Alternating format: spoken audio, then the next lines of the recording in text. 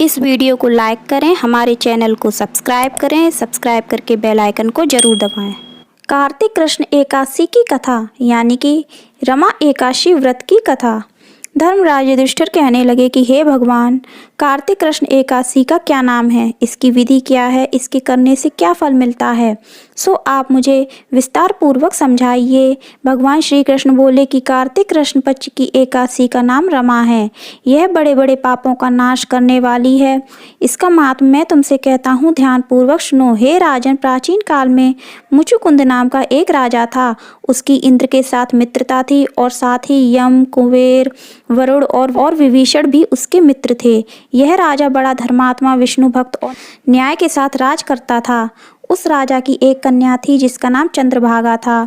उस कन्या का विवाह चंद्रसेन के पुत्र शोभन के साथ हुआ था। एक समय वह शोभन ससुराल आया। उन्हीं दिनों जल्दी ही पुण्यदायिनी रमा एकादशी भी आने वाली थी। जब व्रत का दिन समीप आ गया तो चंद्रभागा के मन में अत्यंत शोच उत्पन्न हुआ कि मेरे पति अत्यंत दुर्बल हैं और मेरे पिता की आज्ञा अति कठोर है। दशमी को राजा ने ढोल बजवाकर सारे राज्य में यह घोषणा करवा दी कि एकादशी को भोजन नहीं करना चाहिए। ढोल की घोषणा सुनते ही शोभन को अत्यंत चिंता हुई और अपनी पत्नी से कहा कि हे प्रिय, अब क्या करना चाहिए। मैं किसी प्रकार भी भूख सहन नहीं कर सकूंगा। ऐसा उपाय बतलाओ कि जिससे मेरे प्राण बच सके, अन्यथा मेरे प्राण अवश्य चले जाएंगे। चंद्रभागा कहने लगी कि हे स्वामी, मेरे पिता के राज्य में एकादशी के दिन कोई भी भोजन नहीं कर सकता। हाथी, घोड़ा, ऊंट, बिल्ली, गौ आदि भी तृण, अन्न, जल आदि ग्रहण नहीं कर सकते। फिर मनुष्य का तो कहना ही क्या है। यदि आप भोजन करना चाहते हैं तो किसी दूसरे स्थान पर चले जाइए, क्योंकि यदि आप यहीं रहना चाहते हैं तो आपको अवश्य व्रत करना पड़ेगा। ऐसा सुनकर शोभन कहने लगा कि हे प्रिय, मैं व्रत अवश्य करूंगा, जो भाग्य में होगा वह देखा जाएगा। इस प्रकार से विचार कर शोभन ने व्रत रख लिया और वह भूख व प्यास से अत्यंत पीड़ित होने लगा। जब सूर्य नारायण अस्त हो गए और रात्रि को जागरण का समय आया, जो वैष्णवों को अत्यंत हर्ष देने वाला था, परंतु शोभन के लिए अत्यंत दुखदायी हुआ।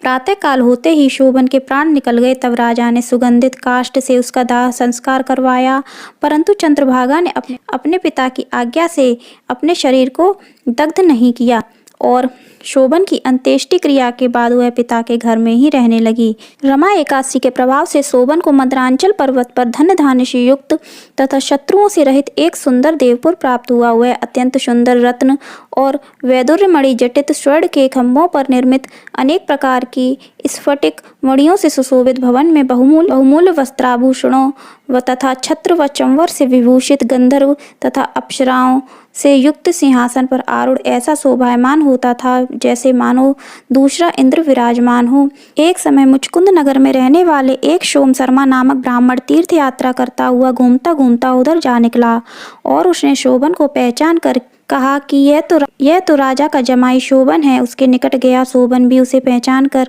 अपने आसन से उठकर उसके पास आया और प्रणाम आदि करके कुशल प्रश्न किया। ब्राह्मण ने कहा कि राजा मुचकुंद और आपकी पत्नी कुशल से हैं, नगर में भी सब प्रकार से कुशल हैं, परंतु हे राजन, हमें आश्चर्य हो रहा है। आप अपना वृत्तांत कहिए कि ऐसा सुंदर नगर जो न कभी देखा न सुना आपको कैसे प्राप्त हुआ।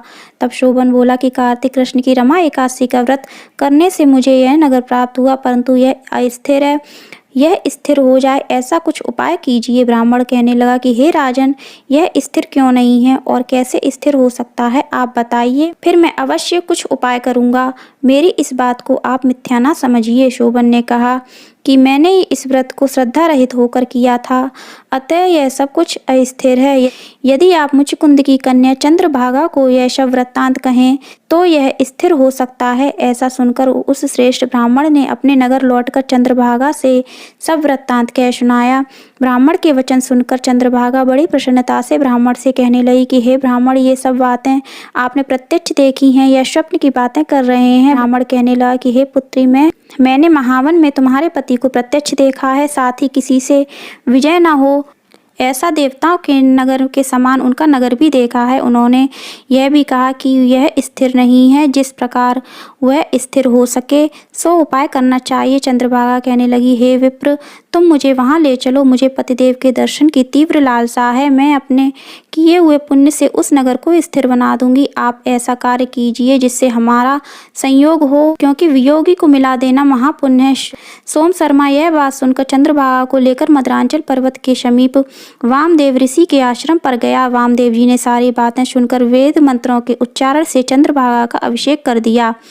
तब ऋषि के मंत्र के प्रभाव से एकादशी के व्रत से चंद्रभागा का शरीर दिव्य हो गया और वह दिव्य गति को प्राप्त हुई।